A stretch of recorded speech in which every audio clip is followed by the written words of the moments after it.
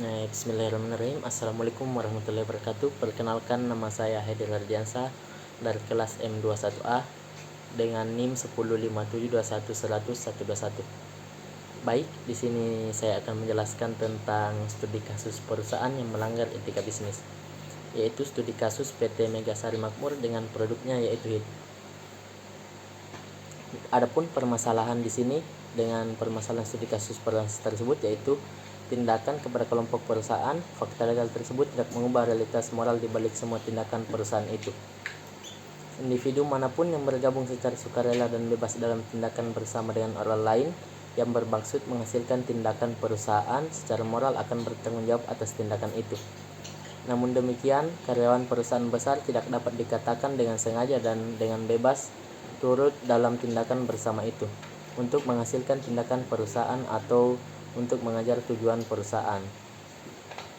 Seseorang yang bekerja dalam struktur birokrasi organisasi besar tidak harus bertanggung jawab secara moral atas setiap tindakan perusahaan yang turut dia bantu, seperti seorang sekretaris, juru tulis, atau tukang bersih-bersih di sebuah perusahaan. Faktor ketidaktahuan dan ketidakmampuan yang meringankan dalam organisasi perusahaan birokrasi berskala besar sepenuhnya akan menghilangkan tanggung jawab moral orang itu. Dan di sini kita mengetahui bahwa etika bisnis merupakan studi yang disusunkan mengenai moral yang benar dan salah.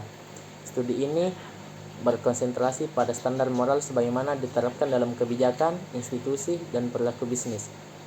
Etika bisnis merupakan studi standar formal dan bagaimana standar itu diterapkan ke dalam sistem organisasi yang digunakan masyarakat modern untuk memproduksi dan mendistribusikan barang dan jasa yang diterapkan kepada orang-orang yang ada di dalam organisasi.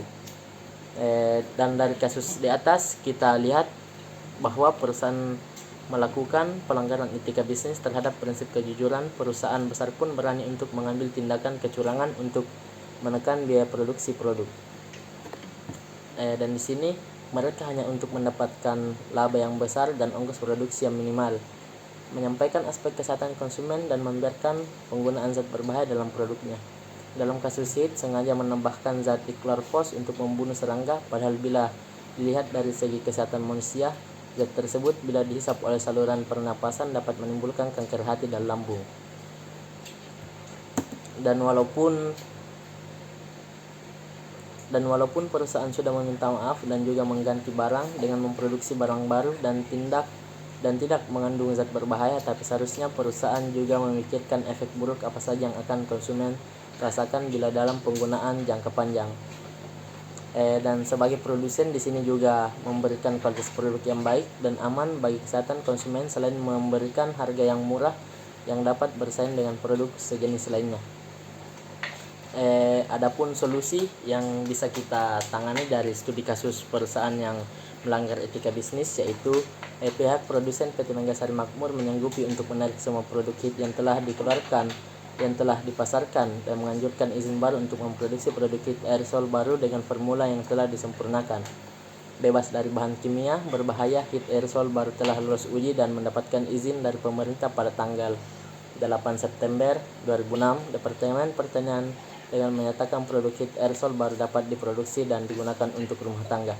Baik, itulah dari contoh studi kasus perusahaan yang melanggar etika bisnis. Saya ucapkan billahi fisabilillah wastabiqul khairat. Wassalamualaikum warahmatullahi wabarakatuh.